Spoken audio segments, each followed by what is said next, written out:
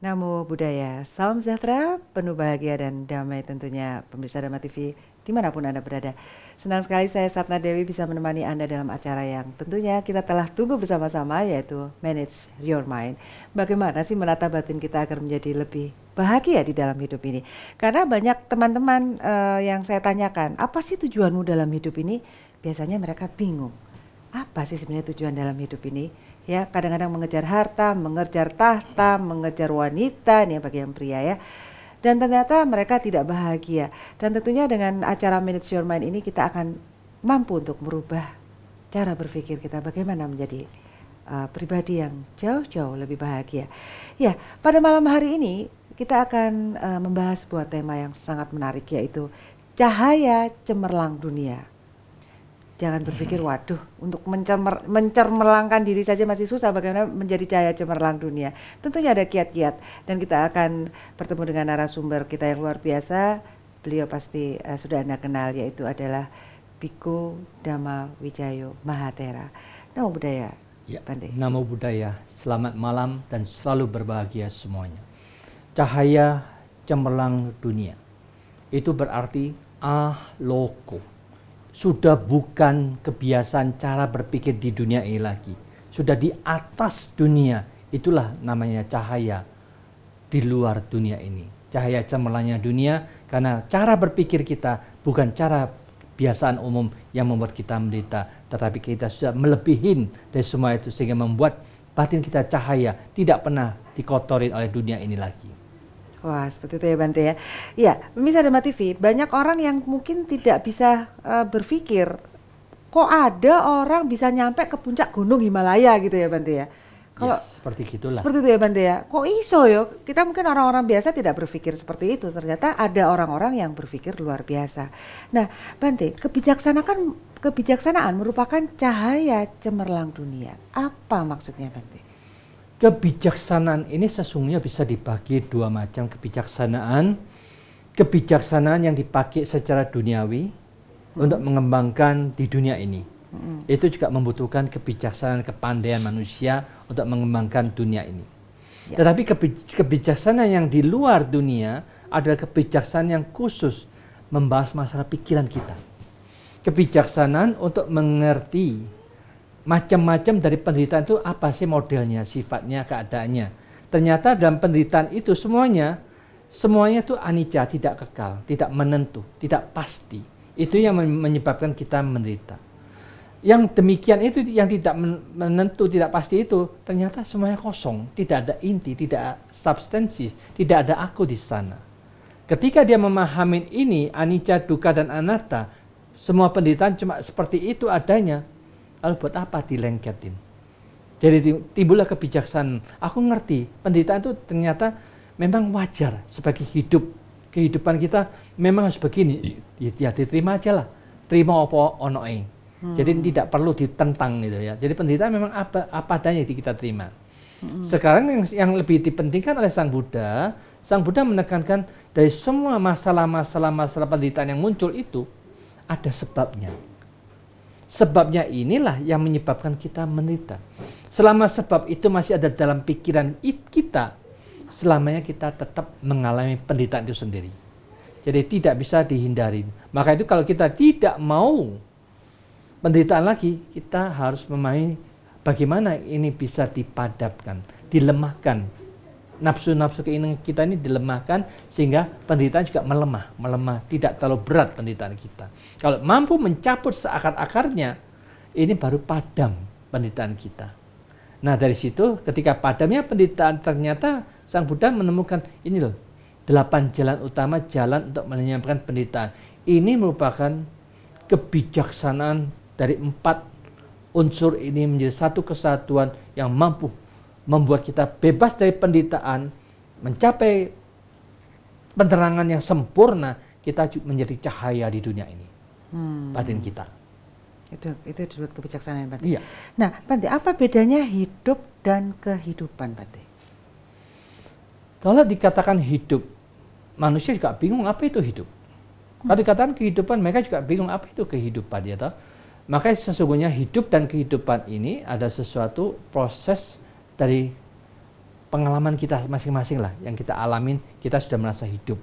Lalu kita mengalami kehidupan ini sehari demi sehari. Itulah yang kita alamin dalam kehidupan sehari demi sehari.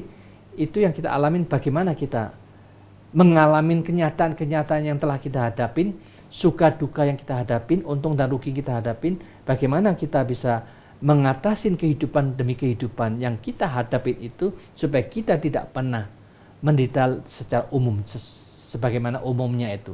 Kita lain dengan cara berpikir yang lain, sehingga kita juga membebaskan diri kita dari semua penderitaan itu. Ada ya Bante, suami istri menghadapi suatu masalah, misalnya kematian anaknya, yang satunya melihatnya dengan penuh dengan duka, kenegatifan, yang satunya biasa-biasa. Bisa saja Bante ya?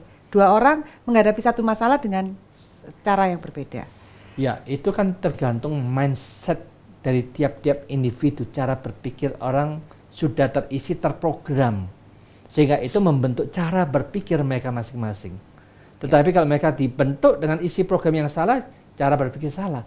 Tetapi kalau diisi dengan program yang benar, dia cara berpikir lebih benar. Karena yang benar itu adalah apapun masalah yang sudah terjadi, tidak mungkin bisa kita rubah, jangan membuat kita tambah menderita. Lebih baik yang sudah terjadi ya wis terjadi, ya sudah.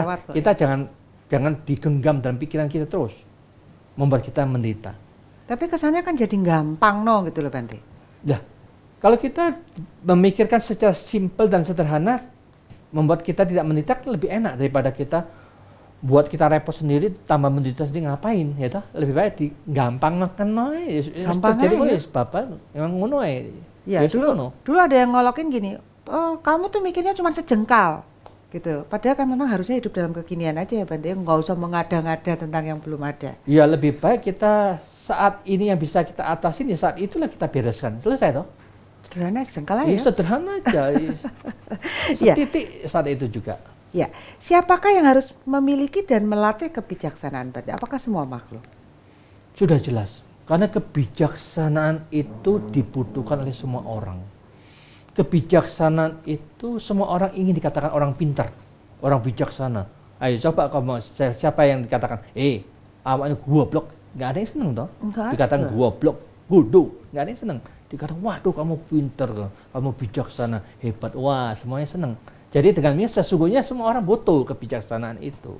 Para dewa-dewa, dewa-dewi ada kebijaksanaan ini Bante?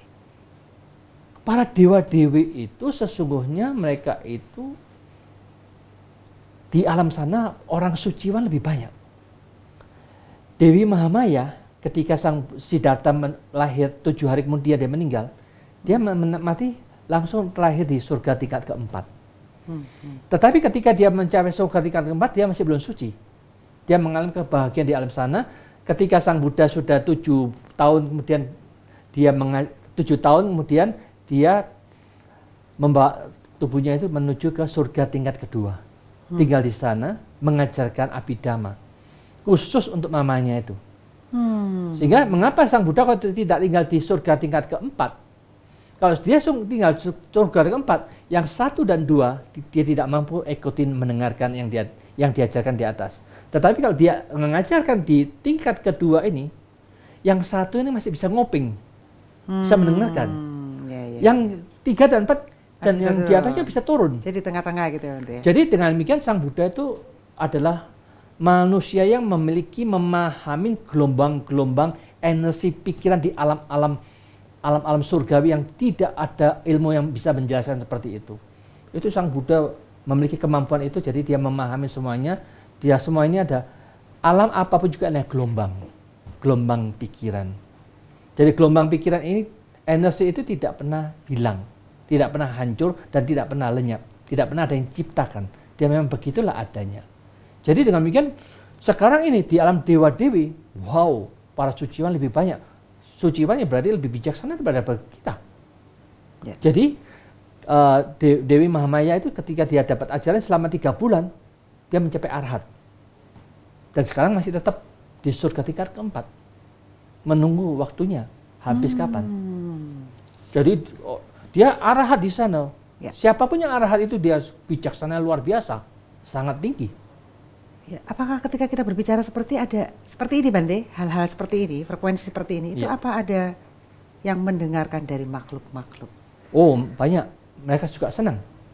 Mereka senang, para dewa-dewi itu, makhluk-makhluk sekitar kita itu, mereka senang mendengarkan satu ajaran yang membangkitkan motivasi, menata cara berpikir mereka, itu mereka bisa merubah bagaimana untuk membangkitkan energi lebih positif lagi. Jadi yang penting adalah kita adalah sebenarnya adalah frekuensi atau kesadaran itu adalah suatu gelombang ya Bante. Gelombang itu sendiri. Fisik ini berarti cuma baju ya Bante ya. Fisik ini sesungguhnya kalau dilihat juga energi yang bergerak, tapi kita nggak tahu kan. Ya, ya. Tiap sel-sel kan mengandung atom dan elektron toh. Betul betul. Ya, itu ini adalah baju ketika kita harus berada di bumi untuk terselenggaranya di bisa bumi. Dikatakan itu kan begitulah. Tapi kesadaran spirit kita itu adalah kesadaran itu. Kesadaran itu yang terpenting. Yang tidak akan padam ya Bante. Iya, tidak pernah habis. Baik Bante. Sebagian besar orang kekayaan yang diutamakan. Ya Bante. Tetapi ada pesan luhur mengatakan bahwa kebijaksanaan lebih mulia daripada kekayaan. Bagaimana menurut Bante? Ya, memang sudah merupakan kewajaran manusia ini lebih condong melihat sesuatu yang wujud, yang ada. Ya, betul. Duit ono, emas kelihatan, rumah ada, mobil kelihatan, barang-barang toko-toko banyak, itu kelihatan. Sukses itu ya. Dikatakan dia sukses, dia kaya raya. Ya. Tapi mereka harus menyadari bagaimana kakaknya mereka, bagaimana orang tua mereka yang dulu-dulu, yang sudah berjuang mencari kekayaan demikian hebat kayanya. Akhirnya mereka juga tidak ada satupun yang membawa hartanya itu, tinggalkan untuk kita semua. Iya, betul. Kalau kita tetap meneruskan seperti ini, apa yang kita bawa? Yang mereka bawa adalah pikiran batin mereka itu. Apa yang telah diisikan dalam dunia ini. Dia kaya raya, tapi tidak ada yang diisikan dalam batinnya. Tetapi kalau bijaksana, dia mengisi batinnya, mengisi cara berpikir yang lain dari cara berpikir duniawi. Jadi dia tidak menekankan materi yang lebih penting, menekankan batin lebih penting. Berarti dia mulai bijaksana, mulai terbuka. Iya ya, kalau aku hanya hidup untuk materi ini, hanya dibutuhkan selama 80 tahun. Aku saya kira umur berapa? 50 misalkan, tinggal 30. Kalau 60 tinggal 20. Kalau 70 tinggal 10 aja. Aku kaya raya apapun tinggal 10 lagi, kekayaanku nanti aku mati nggak tak gowo. Yang kita bawa ada kebajikan kita, kebaikan dan keburukan kita. Baik buruknya sudah berapa banyak yang baiknya dan berapa banyak buruknya. Tidak ada yang tahu, dirinya sendiri yang tahu. Waduh, aku akhir negatifnya. Akhir negatifnya yang kita lakukan. Tapi tidak ada positif. Jadi dengan demikian dia sia-sia mencari kekayaan. Secara batinnya dia rugi. Dia miskin. Karena nanti mati. Ketika dia kaya raya tapi dia nanti menderita. Ya. Tapi kok kayaknya nggak ada yang menyelamati. Selamat ya, Anda sudah bijaksana kok. Selamat ya, kon sukses, hartamu melimpah gitu Bante. Banyak kan gitu loh Bante.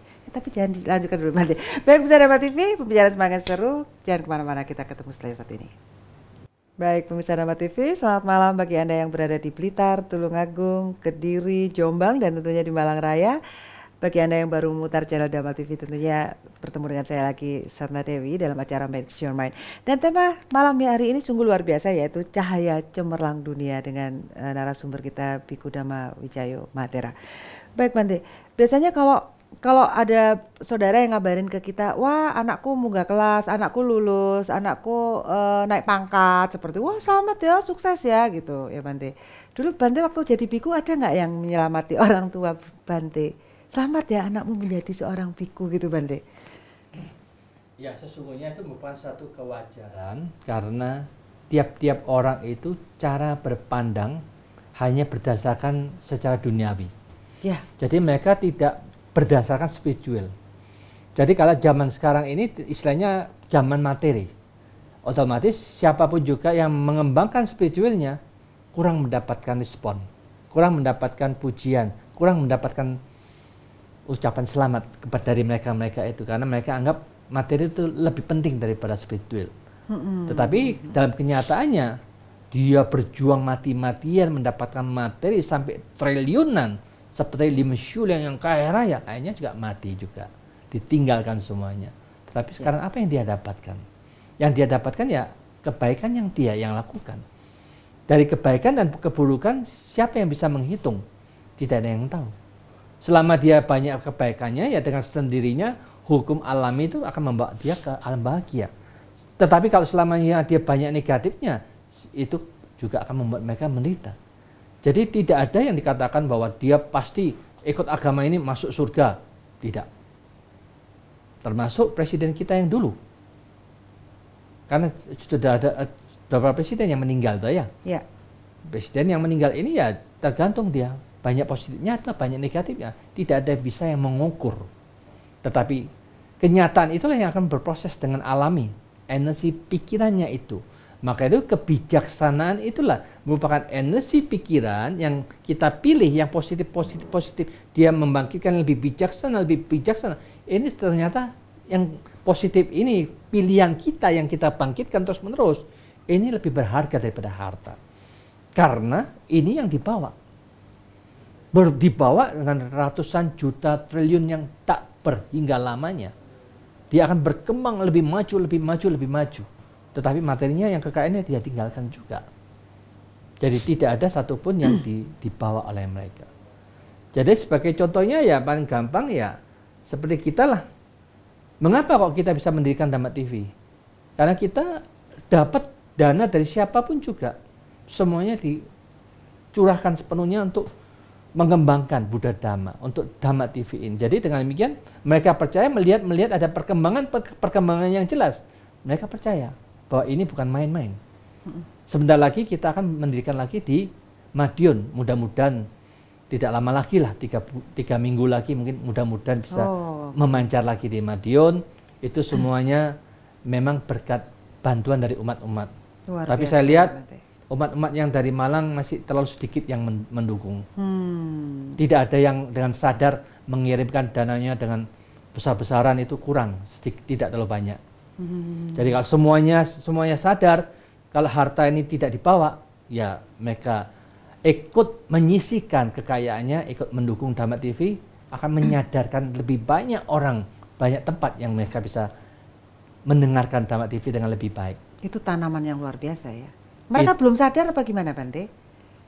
Belum menyadari bahwa apa yang dia punya itu kalau dia sumbangkan itu dialah sedang menanam sesuatu yang luar biasa.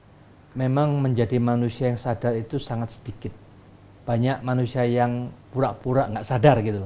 Tapi tahu, tapi seharusnya begitu. Tapi rasa emannya itu, melekatnya itu ya? kuatnya. Jadi dia sayang. Kalau dia merasa melatih itu harus melepas. Dunia pasti melepas. Kalau kita tidak melepas, tapi dunia akan melepaskan diri kita sendiri. Iya. Ya mati. Betul. Ya berarti kita sudah melepaskan semua kekayaan, semua jabatan, semua apapun juga kita lepaskan. Jadi mumpung kita masih belum mati, kita sudah melepas dulu. Melepas latihan lepas. Tidak ada apapun yang kita ikat. Jadi kematian apapun juga kita pergi dengan enak karena sudah melepaskan semuanya. Merdeka ya Bante? Merdeka. Berarti sebenarnya melepas ini ada sebuah keberanian, sebuah nyali, sebuah kesadaran untuk bisa melepas karena di situ ada kelegaan, kemerdekaan sebenarnya. Ya, karena kita merasakan di dunia ini apa sih yang mau kita kerjakan. Mengerjakan sesuatu kalau kita kerjakan sendiri berat. Kalau kita bareng-bareng mengerjakan sesuatu yang membawa manfaat, tidak repot tapi bermanfaat besar. Ya. Misalkan kalau kita mendirikan satu wihara, kita nanti ada aktivitas di wihara, begitu sibuk di wihara, berapa banyak yang bisa kita tolong? Sedikit. Tetapi kalau kita membuat pemancar TV, menyadarkan jutaan orang, itu kan langsung sekali kita berbuat jutaan orang membawa manfaat. Tersadarkan mereka, mengerti harus bagaimana hidup ini. Ya Bante, bagaimana caranya orang yang dalam situasi kesusahan tetap bisa menggunakan kebijaksanaannya Bante? Ini ada yang kaya tapi susah terus Bante, soalnya susah mikir, aduh mobilku nih kok dicolong kok, iki kok rekeningku di sebelah sana, tetap susah Bante. Bagaimana tetap bisa menggunakan kebijaksanaan Bante? Ya, mereka kebijaksanaan ini harus kita renungkan ke dalam diri kita sendiri. Lihatlah kebiasaan cara berpikir kita. Kebiasaan cara berpikir yang salah itulah yang ternyata yang membuat kita menderita. Maka itu sekarang kita harus memiliki cara berpikir, membiasakan cara berpikir yang lain dari kebiasaan yang dulu. Kalau kita dulu itu selalu memikirkan takut ini, khawatir itu, berprasangka buruk ini dan itu yang membuat kita menderita. Ini kebiasaan buruk yang membuat kita menderita. Sekarang kita harus bertekad, mulai sekarang kebiasaan buruk ini jangan dimunculkan lagi. Kita buang, kita tegaskan ini sampah, harus aku buang. Kalau tidak tegas seperti ini, selamanya akan menjadi sampah dalam pikiran kita. Dan selamanya tidak akan bisa merubah apapun juga. Kecuali diri kita yang mau merubah. Kita minta doa sama Buddha, minta doa sama Tuhan. Tidak mungkin Buddha maupun Tuhan yang bisa membantu kita. Karena bukan Tuhan, bukan Buddha yang membantu kita. Tapi mindset kita yang berani kita rubah sendiri. Dibuat revolusi dalam mindset kita. Ini dirubah dengan gimana setiap saat, setiap detik kita membangkitkan sesuatu yang positif. Terus positif dengan katakanlah semoga semua berbahagia, semoga semua berbahagia. Terus mengulang-ulang seperti itu, dibangkitkan terus. Jadi jengkel, takut, khawatir ini, takut, cemas itu tidak akan muncul lagi. Karena ada positif yang kita bangkitkan setiap saat. Atau Buddha istilah sadar aku tidak mau menderita, sadar aku tidak mau menderita, sadar aku tidak mau sedih, sadar aku tidak mau kecewa, sadar aku tidak mau jengkel. Jadi sadar akan dirinya, kalau itu jelek, sadar itu sampah, tidak perlu dipikirkan lagi. Kalau dengan menyadarkan ini, sebut Buddha sadar akan dirinya sendiri, diri sendiri tidak mau jengkel, tidak mau kecewa, tidak mau cemas, tidak mau khawatir, tidak mau bingung. Dia sadar bahwa dia tidak mau menderita seperti itu lagi. Jadi kalau udah jengkel sadar gitu ya, mengingatkan diri harus lagi. kita aja sadar akan dirinya sendiri gitu. Ya, Bante, benarkah hidup tanpa kebijaksanaan laksana orang buta dalam kegelapan? Wis buta kok dalam kegelapan ya, Bante? Ya, kalau dia tidak ada kebijaksanaan, pikirannya kan jadi kacau, gelisah, bingung sedih ya. Mau gimana, harus cara berpikir yang tepat ya. Jadi manusia itu kalau kita lihat orang yang bodoh, yang kurang bijaksana itu banyak yang pernah kita lihat. Ada satu ibu-ibu, tante-tante datang ke wihara. Umurnya sudah 70 tahunan lebih. Bawa satu cucunya. Anaknya yang paling kecil dibawa. Umurnya 37. Bante, saya ini sudah punya anak 13. Semuanya 12 itu berhasil semuanya. Sudah kawin, sudah punya usaha, sudah pokoknya enak semuanya. Cuma ini loh, cucuku ini loh, satu-satunya ini loh, Bante. Bojo ora ono, kerjaan tidak ada, gimana? Aku stres loh gara-gara pikiran anakku ini. Jadi itu dia berpikiran, yang dipikirkan yang negatifnya, yang tidak berhasil dari anaknya. Makanya saya katakan, ibu harus pikir begini. Kalau ibu di dunia ini sedang ulangan umum, ada 13 soal. 12 betul, hanya satu tidak bisa. Waduh, ibu sudah bagus loh. Sukses loh ulangan ibu. Dapatnya 94. Yang tidak bisa ini, tidak dapat itu, sudahlah, biarkan aja apa adanya.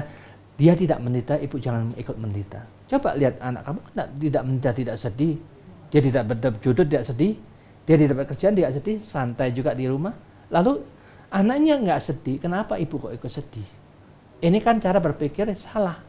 Yang dipikirkan negatifnya. Coba pikirkan, oh anakku semuanya 12 itu sukses, Bante. Ini dapat anak sekian, ini tuh kerjaan itu, punya toko, ini punya ini. Wah, semuanya berhasil. Itu yang positif dipikirkan, kita bahagia. Kalau yang dipikirkan yang negatif, yang satu itu kita menderita. Maka harus dibalik. Yang satu tidak usah dipikirkan, ya biarkanlah memang karmanya dia harus begitu. Yang 12 ini, aku senang, Bante, anakku 12 kan sukses semuanya. Nah, dibalik cara berpikir begitu kita bahagia. Kalau cara satu itu yang dipikirkan terus, kita menderita. Ya. Mana yang kita mau pilih? Kan otomatis orang bijaksana memilih cara yang membuat kita tambah bahagia toh. Semua ternyata hanya sudut pandang ya, Bante? Ya sudut pandang kita bagaimana? Harus melihatnya aja gitu, Ya. masa semuanya udah ada di situ, ngelihatnya aja gimana Mindset gitu. kita yang penting itu, cara berpikir kita. Iya, Bante. Bagaimana kita bisa mengenali bahwa seseorang itu memiliki kebijaksanaan, Bante? Ngenalinya gimana nih di antara banyak orang di sekitar kita? Memang serba sulit ya kalau kita mau melihat sampai di mana kebijaksanaan dia. Kita akan bisa tahu ketika ada masalah demi masalah, ada tanya jawab itu, kita akan bisa memahami apa yang dikatakan itu. Disitulah kita bisa menangkap poin-poinnya. Sampai di mana kebijaksanaannya, sampai di mana kepandaiannya. Sampai di mana tekniknya adalah menyelesaikan problem itu. Disitulah kebijaksanaan akan terwujud. Kalau dia dalam setiap situasi apapun juga tidak mampu menyelesaikan, tetap diam diri aja, ya serba sulit. Mau dikatakan apa ini? dia tidak menunjukkan reaksi apapun juga kita tidak bisa menilai. Maka dari itu Sang Buddha tidak pernah meminta kita untuk menilai si A, si B, si C itu lebih bijaksana. Kita tidak usah menilai ke sana. Kita harus menilai ke dalam diri kita sendiri, bagaimana kita bisa membentuk diri kita bijaksana dalam diri kita pribadi. Itu aja. Nah, tapi caranya bagaimana? Bagaimana cara memunculkan kebijaksanaan? Jangan dijawab dulu, Bante. Jangan jawab dulu, biar penasaran. Baik, penasaran bagaimana memunculkan kebijaksanaan? Jangan kemana-mana. Kita akan ketemu setelah satu ini. Masih di acara Medit Your Mind dan saya Satna Dewi masih menemani Anda pada malam hari ini. Baik, tadi pertanyaan yang terpotong untuk Bante. Bante, bagaimana caranya memunculkan kebijaksanaan ini, Bante? Sesungguhnya kalau kita lihat kebijaksanaan itu kan bisa dibagi menjadi dua macam tadi saya katakan. Baik secara duniawi maupun secara spiritual. Nah, sekarang kita lihat aja contohnya. Bagaimana kebijaksanaan ini bisa dimunculkan dalam keduniawian. Kalau di Indonesia partai-partai banyak. Akhirnya apa yang terjadi? Korupsi juga banyak terjadi di mana-mana. Kalau kita perhatikan sekarang di Tiongkok partainya cuma satu aja partai. Siapa yang korupsi dor, tidak peduli sudah. Ya. Jadi dengan demikian alangkah baiknya kalau kita tetap menjalankan cara seperti yang di Indonesia ini, korupsi akan terjadi di mana-mana. Tiap-tiap partai membutuhkan dana. Dana dari mana? Bocornya banyak. Ya itu bocornya di situ-situ, kebocoran di situ. Maka dari itu sekarang pemerintah kalau cara begini terus-menerus hancur. Dia harus tegas, mulai sekarang harus bijaksana, dirubah partainya yang satu, Republik Indonesia. Satu aja itu. Tapi siapa-siapapun yang korupsi dor. Berani seperti itu kan bagus. Iya. Kalau efek dengan jerah demikian, ya, Bante ya. jadi Shock supaya terapi. Dengan demikian beres. Kalau kita tidak tegas seperti ini, karena yang menyusun undang-undang, yang membuat undang-undang orang-orang yang itu juga, ya. Jadi serba repot. Jadi harus ada yang berani untuk mendobrak. Maka itu kalau kita bicara secara luar seperti ini sudah kita jalankan, kebijaksanaan secara dalam, yaitu yang tadi kebijaksanaan ini adalah menatah cara berpikir yang benar. Seperti yang saya katakan tadi, bahwa pikiran ekstrim ke kanan kita salah. Pikiran ekstrim ke kiri kita juga salah. Yang kanan itu yang sesuatu semua yang kita inginkan, yang kita mauin. Yang ke kiri itu sesuatu yang kita tolak, kita tidak ingin terjadi. Ini salah. Di tengah-tengah inilah pikiran harus diletakkan di tengah-tengahnya setiap saat, itu yang benar. Memikirkan yang akan datang, kita juga takut dan khawatir. Memikirkan waktu yang lampau bisa jengkel, mangkel, dan mengayal diri sendiri. Jadi dengan demikian, ini juga tidak benar, bukan kenyataan. Yang nyata adalah saat ini. Saat ini, apa adanya pikiran kita, di sini, di tengah-tengah. Meletakkan pikiran terus-menerus seperti ini, baru benar. Ketika kita sudah memiliki pikiran benar itu, nanti kita baru mengerti. Ngerti memang betul. Ngikutin yang kanan itu kita menderita. Mau kaya, sampai di batas mana sih kaya kita? Dapat 1 juta, ingin dapat 2 juta. 2 juta, 2 miliar. 2 miliar, 200 miliar. Tidak pernah ada batasnya. Tidak ada puasnya. Ini juga demikian, kita negatif. Negatif sesuatu, dicela, difitnah, kita pikir, dipikir berkali-kali, kita tambah menderita. Maka itu cara berpikir seperti ini juga tidak benar. Mengerti ini salah, yang mengerti di tengah-tengah ini ternyata yang terbaik. Letakkan pikiran dengan pengertian yang benar. Jangan mau ke kanan, jangan mau ke kiri, jangan ke depan, jangan ke belakang. Terus aja. Mengerti dengan pikiran selalu di sini adalah bebasnya penderitaan. Maka dengan demikian kebijaksanaan yang tegas ke dalam diri sendiri, itu yang baru bisa kita lakukan.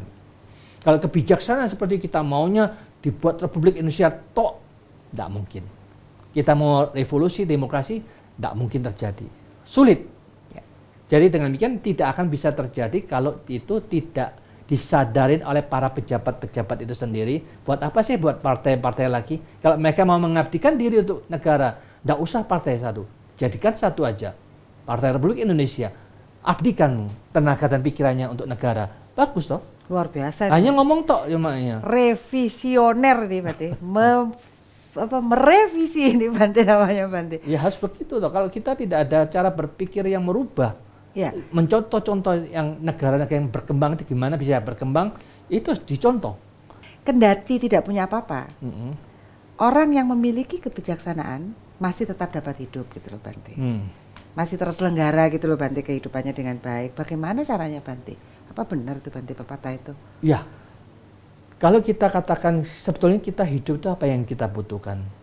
Kita hidup manusia semuanya itu makanan, obat-obatan, pakaian, rumah. Selama 4 poin ini sudah kita dapatkan, cukup ya? Cukuplah. Lalu apalagi yang kita carikan? Mau tiap bulan dapat berapa juta maunya? Terus buat apa gitu ya? Ya kita katakanlah dapat 2 juta. Apakah masih kurang 2 juta? Kalau dikatakan kita mau beli ini beli itu tidak cukup. Karena konsumerasinya kita besar. Tetapi kalau kita merasa cukup, selama ini 4 bulan sudah tercukupin, sudah cukup. Jadi kita tidak akan stres begitu.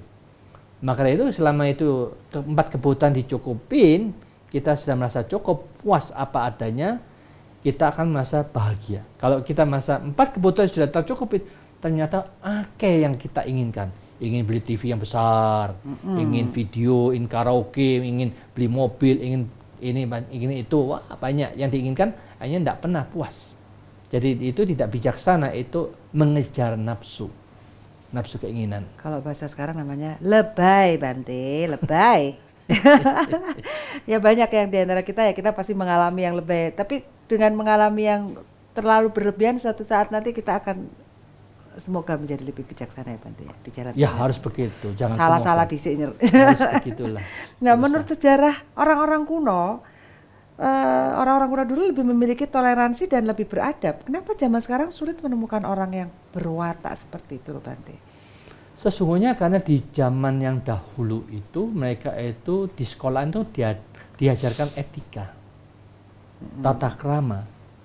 Tetapi sekarang sekolah-sekolah tidak pernah diajarkan etika, tidak pernah diajarkan tata krama, jadi tidak tahu tata sopannya bagaimana, tata kramanya gimana, etika sebagaimana. Amburadul, semuanya nggak diajarkan, nggak tahu harus bagaimana. Karena semua kan tergantung apa yang diisikan oleh guru-guru kita toh. Jadi murid itu akan dibentuk wataknya, sifatnya oleh di sekolah itu. Kalau mereka hanya cuma hafal, etika tidak ditekankan, moralitas tidak ditekankan, tata krama tidak ditekankan, sopan santun tidak ditekankan, hancurlah. Yang penting nilainya bagus Bante. Maka dari itulah. Kalau perlu gurunya waktu ujian nyontek juga. Kan terjadi bisa Bante. Begitulah, bisa terjadi lah, maka itu. Gurunya nggak boleh nyontek, tapi waktu dia ujian nyontek juga guru-gurunya. Maaf ya, mohon maaf itu memang fakta ya. Bagaimana seorang guru bisa digugulan ditiru kalau ternyata dirinya sendiri tidak bisa memegang amanah katanya ya, seperti itu. Nah, kalau kita melihat perilaku manusia dewasa ini, terutama bila kita lihat yang hidup di jalanan cenderung berwatak kasar Bante. Apakah dengan watak kasar kebijaksanaan bisa tumbuh? Apa jauh sekali? Ya, mereka mengapa bisa jadi kasar itu? Karena mereka itu hanya memikirkan aku punya tujuan hanya ingin dapat sesuatu. Keinginan itu yang merupakan tujuan mereka utama.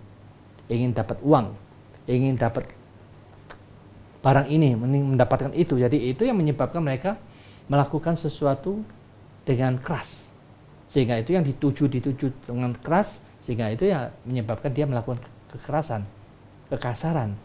Jadi dengan demikian kalau kita tahu demikian ini satu-satunya jalannya, dirinya sendiri itu menyadari dengan cara sistem seperti ini, itu ternyata kita tidak mampu menaklukkan diri sendiri. Kita hanya mau mengikuti nafsu keinginan kita, bagaimana untuk mendapatkan apa yang kita inginkan. Ya, jadi dia lakukan sesuatu kekerasan seperti itu. Jadi harus dipikirkanlah timbal baliknya gimana. Jadi dengan demikian ya otomatis kalau mereka sudah memahami seperti ini, dia akan mengurangi nafsu keinginannya, dikendalikan dengan baik pikirannya, otomatis dia tidak akan melakukan kekerasan seperti itu lagi. Ya, memang kalau dipikir-pikir hal-hal yang duniawi ini sifatnya memang keras ya Bante. Keras loh Bante. Mobil juga keras, rumah juga keras gitu. Kayaknya kadang orang menghalalkan segala cara dengan kekerasan untuk mendapatkan sesuatu. Seperti itu Bante. Tapi kalau spiritual kan lebih halus. Sesuatu yang halus, kita harus halus juga. Ya itulah memang serba repot kan karena sesuatu yang berwujud dan sesuatu yang tidak berwujud. Ya. Yang berwujud itulah yang mereka menganggap sesuatu yang terpenting, itu yang dikejar terus. Yang tidak berwujud ini ya sesuatu yang dianggap tidak penting, sehingga diabaikan. Betul. Jadi mereka mengejar yang keras itu, yang terwujud itu. Sehingga sesuatu yang tidak berwujud ini, energi pikiran kita ini sesungguhnya lebih berharga daripada barang-barang itu. Ya, memang belum sadar ya Bante ya. Kebijaksanaan biasanya berpasangan dengan kebahagiaan Bante. Apakah hanya orang-orang bijaksana yang bisa bahagia? Jangan dijawab dulu Bante. Baik, pemirsa Dhamma TV, tentunya Anda ingin tahu jawabannya, jangan kemana-mana, karena kita akan ketemu setelah yang satu ini. Baik pemirsa, sampai juga kita di segmen terakhir pada acara Manage Your Mind pada malam hari ini. Masih ada beberapa pertanyaan yang kita akan ajukan kepada Bante Dhamma Wicayo. Baik Bante, tadi pertanyaan yang terpotong adalah kebijaksanaan biasanya berpasangan dengan kebahagiaan. Nah, apakah hanya orang bijaksana yang bahagia Bante? Apakah orang yang tidak bijaksana tidak bahagia? Ini masih bingung loh, ini apakah kebahagiaan itu? Ya, sesungguhnya manusia itu menilai kebahagiaan itu secara materi. Ya. Mendapatkan ini, mendapatkan itu, mendapatkan apa yang mereka inginkan, dia bahagia. Tetapi itu secara materi yang mereka peroleh. Tetapi secara batinnya, kebahagiaan ini yang mereka dapatkan tuh ternyata masih belum pernah mereka merasa cukup. Masih ingin dan ingin. Maka dengan demikian, apapun yang dia dapatkan, misalkan dapat mobil yang bagus, tetapi dia bisa khawatir juga. Khawatir kesempet, digores orang, dicuri orang, jadi takut dan khawatir akan muncul. Ternyata kebahagiaan yang didapatkan secara materi, ada ketakutan dan penderitaan yang muncul dan pikirannya. Tetapi kalau kebahagiaan yang sesungguhnya yang mereka mengerti, bijaksana yang seperti saya katakan tadi dari permulaan, bahwa pikiran ini tidak condong ke kanan, tidak condong ke kiri, bukan ke depan, bukan ke belakang, bijaksana terus di tengah-tengah ini yang kita ditemukan oleh Sang Buddha. Beliau yang maha bijaksana menemukan ini loh tepatnya, letaknya, intinya di tengah-tengah dari dualisme itu merupakan kebahagiaan yang tak tergoyahkan oleh apapun juga. Lalu kalau kita tidak pernah gelisah, tidak pernah takut, tidak pernah bingung, tidak pernah cemas, tidak pernah kecewa, tidak pernah jengkel, apalagi itu? Hening, jernih. Apakah itu bukan sesuatu kebahagiaan? Tetapi, loh, nggak ada apa-apa ya. Kan gitu kan, kita bertanya, nggak ada apa-apa ya. Memang begitu, nggak ada apa-apa, tapi sadar, jernih, hening, damai. Itulah harganya dari satu kebahagiaan yang tidak bisa dinilai oleh apapun juga. Tetapi yang kita cari itu ternyata ya batu-batu, kerikil-kerikil, pasir-pasir, lumpur-lumpur, ini yang dikumpulkan. Tapi di dalamnya dalam itu masih ada berlian, tidak mau digali terus. Digali sampai menemukan berliannya sudah temu. Ternyata ketika menemukan, ini masih tertutup lumpur-lumpur, debu-debu. Ini harus dibersihkan, ditata rapi-rapi, akhirnya barulah ketemu berlian itu. Ketika kita menemukan berlian yang sangat cemerlang, hening, tenang, cemerlang, disitulah kebahagiaan yang sesungguhnya. Jadi kebahagiaan secara materi, ternyata ya sudah kita alamin semua. Ternyata itu masih tidak murni kebahagiaannya. Ada sesuatu yang membuat kita bisa takut dan khawatir. Apalagi tidak kita dapatkan, wah kita tambah jengkel, mangkel, itu sudah sering kita mengalami penderitaan seperti itu. Jadi kebahagiaan yang secara duniawi itu menyebabkan kita ternyata tidak membuat kita bahagia. Tetapi kebahagiaan secara spiritual dengan berlian yang kita dapatkan ini akan membentuk batin kita cemerlang yang luar biasa. Cemerlang yang sudah di luar dunia lagi, bukan di dunia ini lagi. Kita lain dari yang lain. Pagi, siang, sore, malam itu terang benderang terus. Jadi tidak ada bedanya. Kapan pagi, kapan siangnya nggak ada. Karena mereka sudah di luar, ya, di luar konsepsi dunia lagi. Batinnya sudah cemerlang, seperti itulah adanya. Jadi kita harus mencarinya di kedalaman yang terhalus itu ya Pak? Iya, sangat dalam intinya aja yang dipegang, ke situlah. Yang kita kejar ini sebenarnya semuanya barang-barang kasar, yang semu, kayalan semua. Kayalan semua, ilusi, nggak dibawa pulang lagi. Ilusi aja ya Bante ya? Semuanya iya, mereka senang dalam kayalan. Sesuatu ilusi yang itu yang dikejar terus. Sesuatu yang tidak nyata, sesuatu yang tidak nyata tapi dianggap nyata. Diuber-uber. Ya itulah. Maka itu sekarang manusia anggap rumah ini nyata. Tapi makhluk yang di alam dewa, wong omahe kok gak nyata, wong aku bisa nembus kok. Iya, Terus, benar-benar. ini palsu ini kok dianggap nyata. Yang dewa yang di atas nggak begitu. Iya, Tapi iya. dewa dianggap, oh rumahku, istanaku ini asli, aku nggak bisa nembus. Tapi yang dari tingkat 2 lagi lihat, oh itu tidak nyata palsu. Jadi tiap tingkat ini berbeda-beda. Jadi tiap tingkat kehalusannya berbeda-beda, energinya berbeda-beda, kumpulan jadi elektron-elektron yang berbeda-beda sehingga bisa ditembus dan bisa yang tidak tembus, yang di atas lagi bisa tembus lagi, yang atas tidak tembus lagi, dan seterusnya begitu. Jadi dengan demikian inilah apa yang diajarkan Sang Buddha itu sesuai dengan tingkatan kemajuan batin masing-masing. Ya, ya. Bagaimana kita hidup dengan kebijaksanaan dan bagaimana kebijaksanaan bisa tetap hidup, Bante? Ya, ini. Sesungguhnya sangat simpel ya. Sang Buddha hanya katakan bagaimana kita menjadi hidup penuh dengan kebijaksanaan itu sangat sederhana. Apapun yang membuat kita menderita, saat itu juga langsung kita buang. Karena orang yang bijaksana pintar, dia tidak mau dikotorin batinnya. Ini sampah kotor, buang. Apapun yang membuat kita menderita, apapun yang membuat kita kacau, langsung kita buang. Kecewa, jengkel, tidak puas, langsung kita buang. Jadi supaya batin kita ini tidak pernah dikotorin oleh apapun juga, karena pengotor-pengotor ini membuat kita tidak bahagia. Ketika kita tidak bahagia itu karena kita tidak bijaksana. Sehingga dengan demikian, kalau kita mampu membuang semuanya, berarti kita sudah mulai bijaksana, tidak pernah menderita lagi. Itulah simpelnya seperti itu, sederhana toh. Ya, dari yang kemarin kecewa, kesel 3 hari dikurangin ya, Bante ya. Iyalah. 2 hari, lama-lama 2 detik sudah harus. Ya, Jadi kita langsung harus piawai ya, Bante. harus mahir sekali. Kalau kita mahir seperti itu, baru kebijaksanaan makin mahir kita. Makin maha bijaksana toh. Kalau kita tidak punya latihan-latihan yang mandiri seperti ini, karena manusia mengatakan segala sesuatu ditentukan di atas. Atas yang menentukan, hanya dia menggantungkan terus. Jadi dia tidak berani mengatakan tergantung diri sendiri. Tergantung. Bante tadi mengatakan maha bijaksana, Bante. Kalau maha itu kan katanya miliknya makhluk yang maha gitu. Ya. Apakah kita bisa mencapai maha bijaksana, Bante? Bisa. Bisa. Ya, Bante. Karena Sang Buddha mengatakan, beliau bisa mencapai kesucian karena dia maha bijaksana. Sehingga kita bisa mencapai kesucian. Tetapi ketika kita melihat semua tubuh kita, perasaan ini anicca, dukkha, anatta, semuanya, dilihat di anicca, ternyata ada sesuatu inti poin yang terpenting. Winyana, kesadaran ini yang terpenting. Sekarang kita tidak mau masuk lagi ke dalam semua ya, penyebab kita menderita. Tubuh jasmani tidak mau dipusingkan, perasaan tidak mau dipusingkan, biarkan aja dia berproses apa adanya, ingatan biarkan dia berproses apa adanya, bentuk-bentuk biarkan mereka sadar saja. Nah, kebiasaan ini akan membentuk kita menjadi sadar dan maha sadar itu di situ.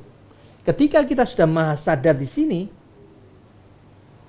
ini sunyata, kesunyataan, kekosongan, kosong dari semua penderitaan, tidak ada lagi, berarti nibbana akan bisa dicapai toh. Dalam kehidupan dengan fisik nibbana bisa dicapai? Bisa. Jadi dikosongkan dari semua penderitaan. Penderitaan ini keadaan ekstrem kanan kiri itu yang membuat kita menderita. Ya. Kalau ini dikosong, ini kosong depan, kosong belakang, kosong, hanya sadar saja, diteruskan sadar seperti ini. Itu kan kebiasaan cara berpikir kita. Kalau mindsetnya kita dikosongkan dari semua itu, lama-lama kan kosong, sunyata akan dibentuk. Sunyata dibentuk itu, nibbana akan diperoleh. Jadi itu apa yang diajarkan Sang Buddha itu intinya ke sana. Jadi itu kebijaksanaan yang tertinggi itu. Tetapi bisa dicapai secara teori, secara ucapan, iya ya, bisa. Kita mengerti, kita harus melatih, membiasakan gimana pikiran kita diletakkan selalu sadar dan kesadaran itu sendiri, tidak mau ngikutin perasaan, tidak mau ngikutin bentuk-bentuk pikiran, tidak mau untuk memori, hanya inilah kesadaran yang ditekankan, sadar dan kesadaran itu. Baik Bante, rupanya kita sudah sampai di penghujung acara. Ada 3 menit untuk kesimpulan Bante pada malam hari ini. Para pemirsa Dhamma TV yang berbahagia, sungguh merupakan satu ajaran yang sangat agung dan mulia, supaya Anda mendapatkan kecemerlangan, kecerahan di dunia ini. Karena kecerahan dan kecemerlangan itu ternyata tergantung kebiasaan demi kebiasaan di dalam cara berpikir Anda sendiri. Maka dari itu, Sang Buddha telah menekankan kepada kita, manusia dibentuk oleh kebiasaan pola pikir kita setiap saat. Kalau kita masih tetap membiasakan dengan cara-cara berpikir dunia kita ini, masuk ke dalam penderitaan yang terus-menerus, selamanya kita akan mengalami penderitaan yang tidak pernah berhenti. Maka dari itu Sang Buddha menekankan, apa sih yang membuat kita menderita? Masalah keluarga, masalah anak-anak, masalah harta, masalah pacar kita, masalah cucu kita, utang piutang kita. Inilah yang menyebabkan kita menderita. Selama kita tetap berpikiran itu penting, Anda menilai batin kita tidak begitu penting. Tetapi kalau kita anggap itu ada sesuatu yang kita butuhkan saja selama kita hidup untuk keperluan hidup kita. Tetapi yang terpenting adalah bagaimana batin kita ini jangan sampai dikotorin oleh problema itu sehingga Anda tidak menderita, karena ini penting, sangat penting. Yang di luar itu tidak terlalu penting. Ini berharga, batin kita lebih berharga karena itu berlian yang sangat bernilai itu. Maka jangan mau dikotorin oleh apapun juga. Lepaskan kebiasaan-kebiasaan buruk kita, buang semua pengotor-pengotor itu. Sekarang letakkan batin kita selalu di atas. Jangan masuk batin lagi ke tubuh jasmani. Jangan masuk ke perasaan lagi. Jangan masuk ke bentuk-bentuk pikiran kita. Jangan masuk ke memori kita. Tetapi tekankan, sadar dan kesadaran. Inilah caranya untuk bisa membebaskan kita dari semua penderitaan, supaya kita mencapai kesadaran yang paling sempurna, supaya kita mencapai Buddha di dalam diri kita masing-masing. Beliau yang selalu sadar di dalam dirinya sendiri, tersadarkan setiap saat. Dia tidak pernah mau menderita. Siapapun yang sadar, saya jamin dia tidak ingin menderita apapun juga. Gelisah, takut, cemas adalah sampah dalam pikiran kita. Buang semuanya, bersihkan, jernihkan pikiran dari semua penderitaan. Anda akan hening, jernih, dan Anda akan menjadi manusia yang tersadarkan, cemerlang di dunia ini. Akan menerangin dunia di dalam diri kita sendiri. Karena diri kita termasuk salah satu dunia yang kecil telah Anda dapatkan di dalam batin yang cemerlang benderang. Anda hening, damai, dan bahagia setiap saat. Semoga bisa tercapai, bisa Anda peroleh inti yang diajarkan Sang Buddha ini menjadi milik kita bersama. Semoga semua makhluk hidup berbahagia sesuai dengan niat Sang Buddha, ingin membawa kebahagiaan kepada semua makhluk, selalu tersadarkan, bebas dari penderitaan, cemerlang, damai, dan selalu berbahagia. Sekian, terima kasih. Ya, terima kasih Bante, luar biasa sekali. Baik, pemirsa Dhamma TV, yuk kita bersih-bersih. Kalau kita bersihkan sampah setiap hari, kita bersihkan sampah-sampah dari dalam diri kita, dan kita akan hidup lebih cemerlang. Itu niatan kita semua. Baik pemirsa Dhamma TV, semoga pembicaraan pada malam hari ini membawa banyak manfaat, karena saya juga mendapatkan banyak manfaat. Dan tentunya kata kunci kita adalah mind it's not everything, but everything is from mind. So manage your mind. Saya Sapna Dewi beserta kru Dhamma TV mengucapkan banyak terima kasih atas perhatian Anda, dan tentunya sampai ketemu minggu depan.